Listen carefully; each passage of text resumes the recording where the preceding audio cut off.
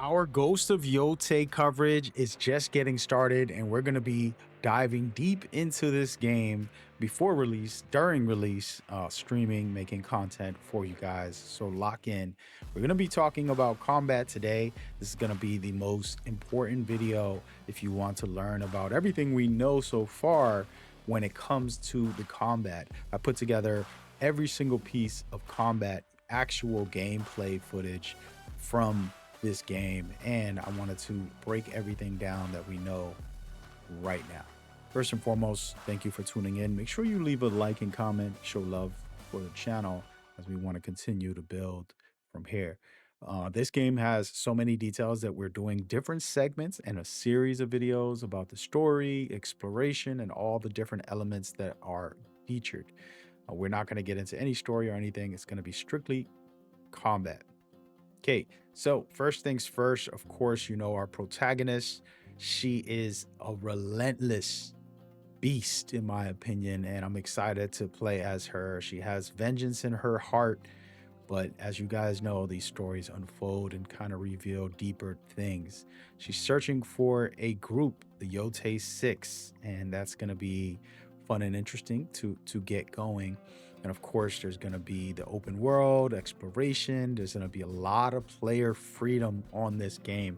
And the reason I start with that in combat is because Sucker Punch basically is changed a bunch of systems and made it more interesting for the players. So you're able to basically do things like interrogate a character. And there's a clue system.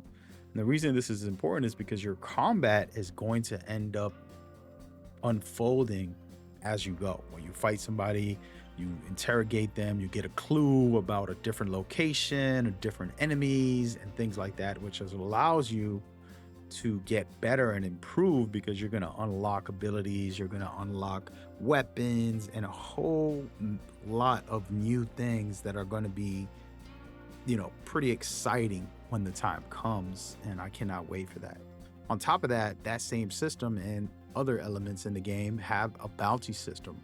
Not only do you have a bounty and the bounty gets higher, but also the enemies. You can find certain enemies with certain things through this bounty system. And this combat might not be focused on that, but the point of it is that you're gonna have a lot of reasons to get out there in the open world, in the environment, and get some action going for yourself, which we do have a video covering that as well.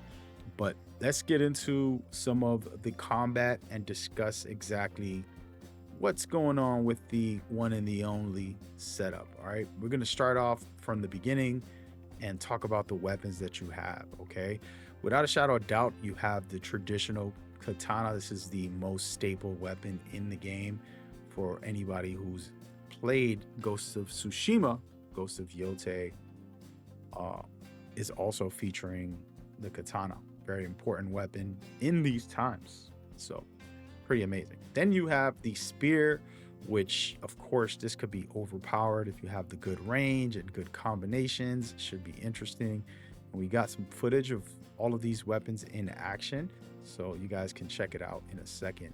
And then the Kusorigama. This one is a special one, as you guys know. You can do some really cool takedowns that I'm going to showcase a little later, and we'll get into how it all feels and looks. And then one of my favorite weapons is the Tachi. This one right here is top tier, and the reason I love this weapon is it's for the big brutes, the big guys. You can do some heavy duty damage with certain type of enemies. And then there's the dual swords. And the first thing I want to talk about is right now we don't have confirmation. I've been contacting Sucker Punch a little bit, asking, hey, do we know if each weapon has different stances? If you guys ever played the first game, you can switch your stance and continue with the katana, but playing 4 different stances. In this game, we haven't got any confirmation about that. At the moment, the speculation is that each weapon is its own stance. And they already kind of confirmed that by telling us that each weapon will be more effective on a specific enemy. And that's how the stances worked in a previous game.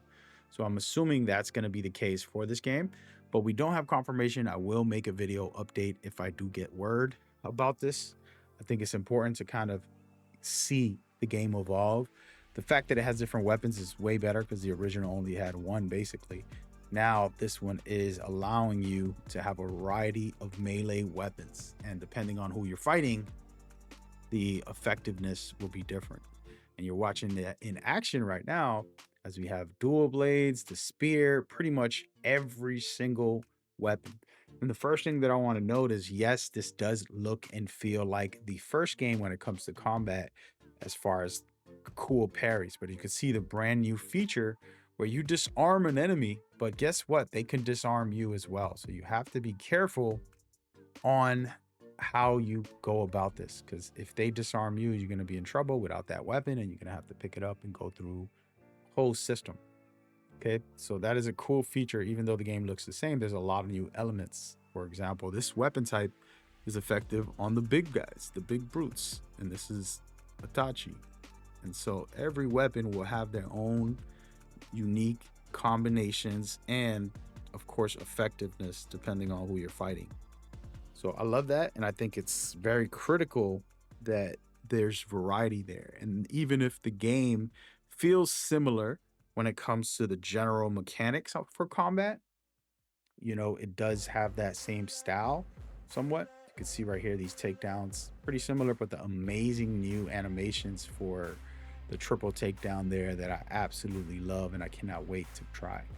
Then there's the amazing new weapons. They said there's an array of ranged weapons. Now, the ranged weapons that I know for sure are the two that you've seen, which is multiple bow and arrow types, probably the long bow and then the short bow for burst fire. And then you're probably going to have the same thing for the rifles. You're going to have this long range rifle that we've seen in this footage. And then we're going to get the second one, which is probably like a short handgun or maybe even shotgun. So that'll be interesting, and it's adding, other layers to the game and the elements that you can go forward with this. So very cool stuff that they added all that, and they're making it, feel good, unique in its own way.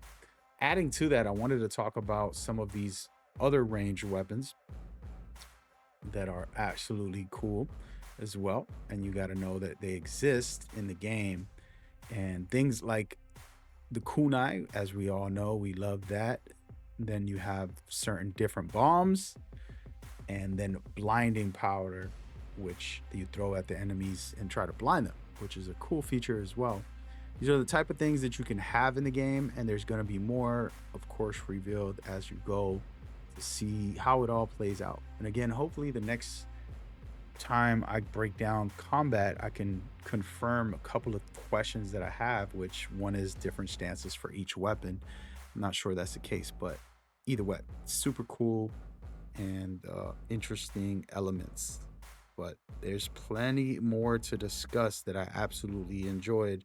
And one of the biggest features that I think everybody should pay attention to is a companion feature. You're capable of bringing an ally. Now, they said there's more than one companion. They did not confirm what else outside of this wolf. And the way this is going to work is you're going to send them to attack people. Now, I'm curious how that's going to play out in the open environment. This looks like one of the standoff original samurai things that we've known.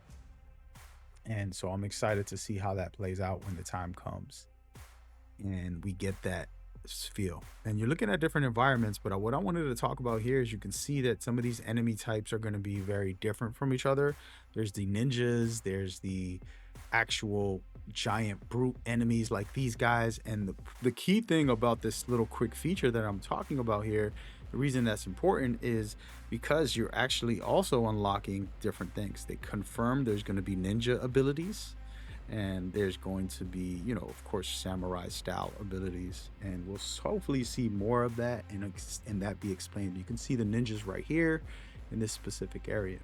So getting into the open world, as I said earlier, is going to be a key thing to figure out your personal play style, what you want to play like. And that's what I love about having games that are well designed and amazing open world style of games.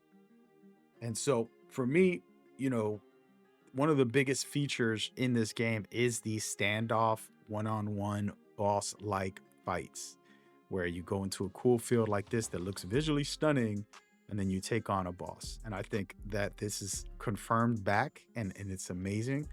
I'm so excited to get into it. Now, another thing that's confirmed is the skill trees. There's a lot of skill trees, and I do want to dive into this a little deeper. Right now, we only have this footage, but you're seeing growth is a lot of different skill trees. You have core, and then you have onryo, which has attacks, assassinations, and survival. I think we all know what that is, and it's all typical. And then you have melee, and then revenge is the question that I want to know what that is for. It's probably going to be like special enhanced abilities. And then wolf, of course, you know, our companion. That'll be cool to see what type of buffs we can do with that. And it might be also with another feature that I'll talk about a little later. But what I wanted to do was show you guys, you get the perfect parry, and then right after you have the disarm counter. Right, so there's going to be a bunch of different things like this that's going to help you be able to play your best game. You can see on the right there's way more things like double assassination. If you look closely, there's two heads right in the center over there, or triple assassination, which is something that we saw in the footage. And so absolutely loving that. And then another big thing that's confirmed for combat, which is the charms. If you don't know what these things do, this is basically your loadout. You're able to customize the way you want to play and have your unique play style, putting on a variety of these charms. You get a multitude of them.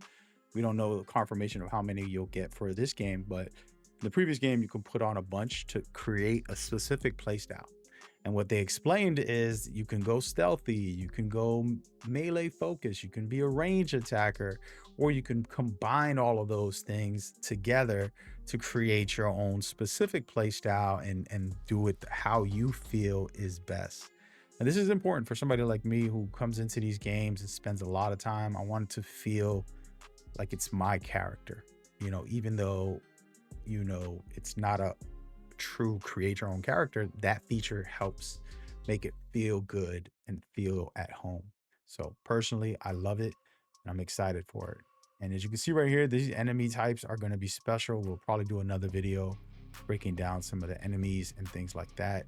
But it's super exciting to get back into Ghost of Yōtei. I am going to be streaming this game in the near future and I cannot wait. Now, what I wanted to talk about is the very cool brand new feature that's gonna be the best in the game. And make sure you leave a like if this was informative and you're getting excited like I am about this game.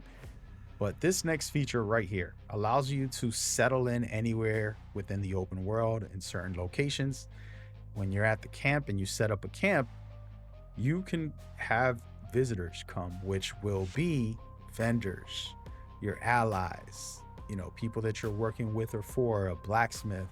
And with that, you're capable of doing a lot of customizations, whether you're upgrading your gear, whether you're working on different features. All of it is possible if you take your time. As you can see right here, this is such a cool mechanic. Each of them will have their own reasonings for you to talk with them. Of course, you remember in the first game, a lot of quests that you can do with some of these characters. And then there's plenty of things, as you can see right here, tracking the objective. And now you're going to go into possible story with this character and enjoy that. Or you can just go get the blacksmith, upgrade a weapon, buy new weapons from the vendors, all of that stuff, which we'll do a deeper dive in my next video. So make sure you show support. Appreciate y'all. Hope y'all love this. And we got way more on the next video, breaking stuff down about exploring in the open world. Let's talk about it. Should be popping up now. See you there. Peace.